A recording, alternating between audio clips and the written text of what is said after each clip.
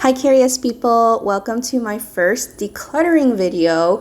As you can see, I have a ton of brushes here, all from Sigma, and I just have too many. So let's get rid of some, and at the end, I'll summarize why I decided to keep certain things and get rid of most of the things. So I've been thinking about this for a long time, and I've just been keeping too much, especially for like the kind of routine I like to have. So I didn't really put on makeup today because I just wanted to film these brushes on my face and show you what it's like. I have like an average face, but I guess you can say it's kind of large, but my eyes are really small. So for most of these brushes I have to get rid of because they're just too big for my hooded Asian eyes. And you can tell because I have very little lid space. And so if you look here, they say if you're trying to figure out how long lashes you should buy, you shouldn't go past like 10 or 12 or 14 millimeters because it ends up looking really strange if you have a very small lid area right here from your eye to your eyebrow. So for me, I only have about like 1 inch, and so most of these brushes just like don't fit my eyes. So let's start with the eye brushes. I think I have like 20 eye brushes. They're all right here. Some of them are travel size handles, and I have nothing against that. I actually prefer it because then I can be like closer to the mirror without bumping the brush into the mirror. And so first off, so for Sigma, they decided to do a different fiber for this one. And I wonder why, because they're now discontinuing it, and it makes me wonder, like, it definitely doesn't perform as well. So I'm going to keep the original fiber that is brown, and I'm gonna get rid of these that have this like double color to show you like it's dirty and you should wash it. But it is like on the larger side, but I do like the function of this. So I'm going to get rid of this and keep this one. And I'm going to keep the other 2 brushes that came with this set right here. So this is the travel set. It comes with the 30 pencil, 25 blending, and the 55 eye shader. And I really enjoy them, but I do have better brushes that perform way better for like a similar price range. But I'm just gonna keep this for travel because it's like really handy, and I don't mind if they like get beat up or anything like that. So I have another 55, but in the full size handle, and again with this like white and black fiber, and I just don't think it performs as well. And I'm just gonna get rid of the rest of these blue brushes.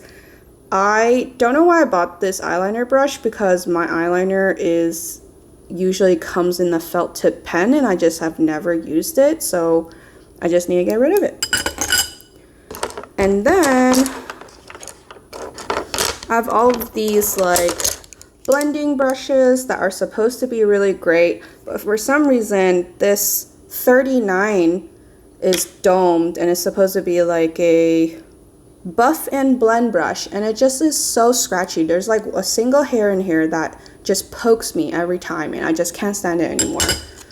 So at the beginning I talked about how my eyes are really small, and so I fell for some influencer claims that you should get the E36, which is this tiny blending brush, and then I just like never used it because it's too tiny, like where is the in-between size? So this is the 25, this is the 36, and it's just too small. So this one is marketed for hooded eyes, but like what are you supposed to blend with this tiny tip? So it's just odd. I'm contemplating keeping this 45, which is a tapered blending, but I don't do crazy eye looks, so I'm just not sure if I'm gonna use this. So this will just be maybe, and I'll put it in the keep pile for now. And I have a 40 blending brush, and it's just like It's okay. It's fine. I wish I had it in the travel size, but I just don't reach for it, so Declutter. And then I bought these new rose gold brushes that are so beautiful with the handles, and I just haven't played with them at all. So I'm gonna keep these two. The medium sweeper, which I love how big this is, and this is a diffuse crease brush. So I really like this much better than the Dome Buff blender. It is longer, but it is about like the same surface for the blending. And so much better than this tiny 36, but much smaller than the 40. So Sigma names their brushes for like the size. So this is a 38 and then this is the 40, and you can see the 38 is much smaller. It has a similar diameter, but at the end it doesn't splay as much, so it is much smaller right here at the tip. I also have, back when they were trying to create a more affordable line, they had these practical, I guess, brushes, and I've just never used them. And I actually have this shape in this brush, so I'm just gonna declutter all these. Okay, so that was all the eye brushes, and now we can talk about the face brushes.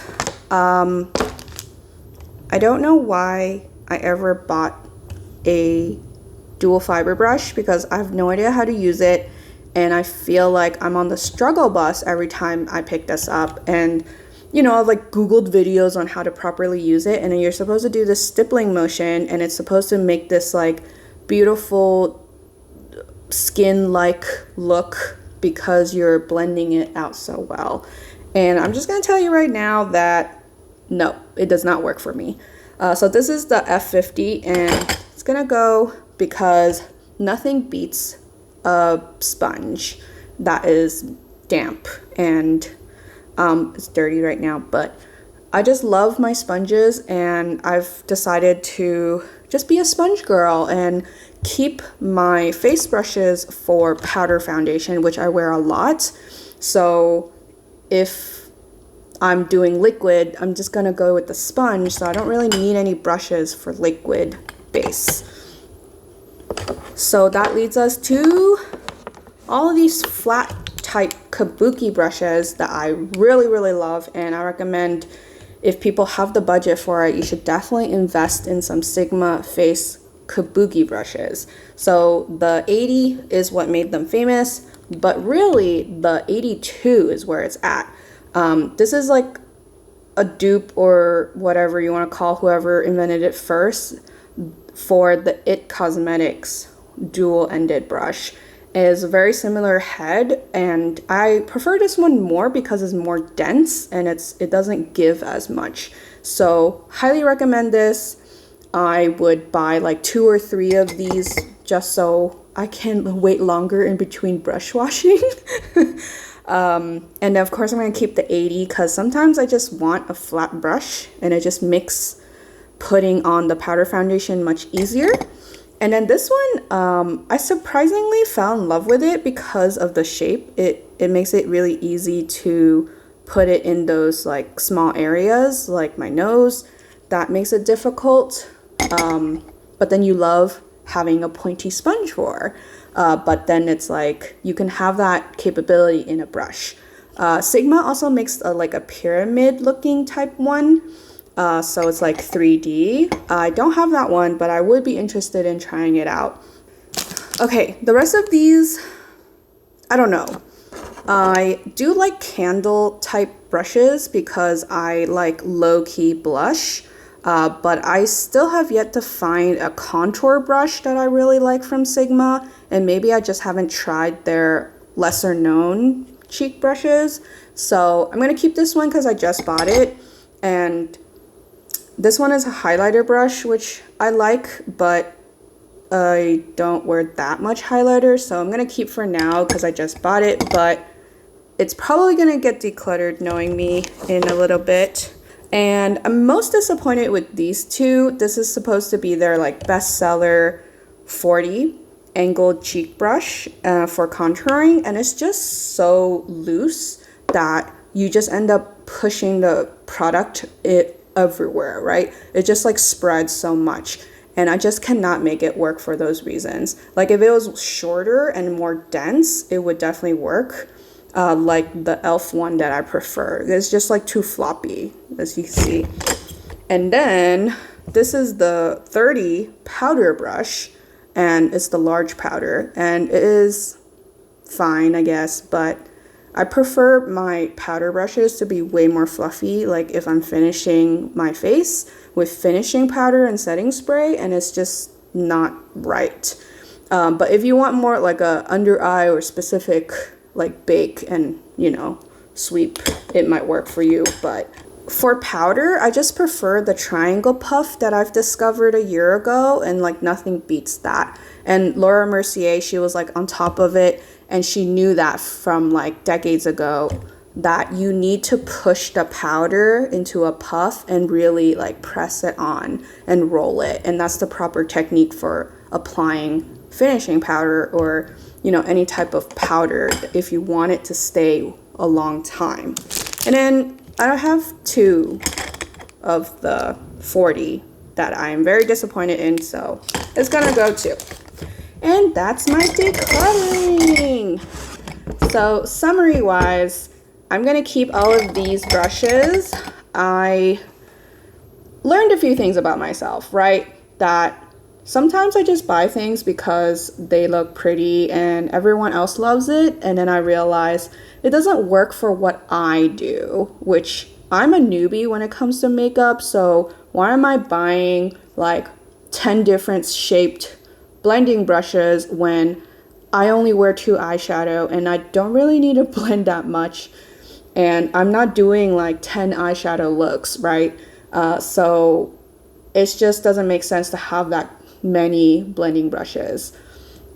And another thing is I've just fell in love with natural fiber eye brushes, like from Rephr and the original MAC 217 eye brush, and you know, they call it fude brushes by Japanese makers in Kumano.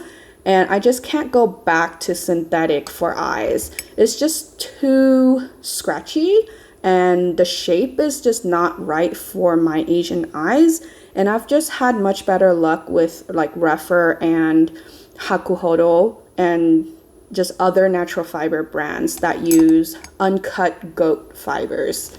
There's also squirrel and many other animal natural fibers. And I understand it's not for everyone because some people just prefer vegan and synthetic. But I can just tell you, performance-wise, the natural fibers just do a much better job picking up powder.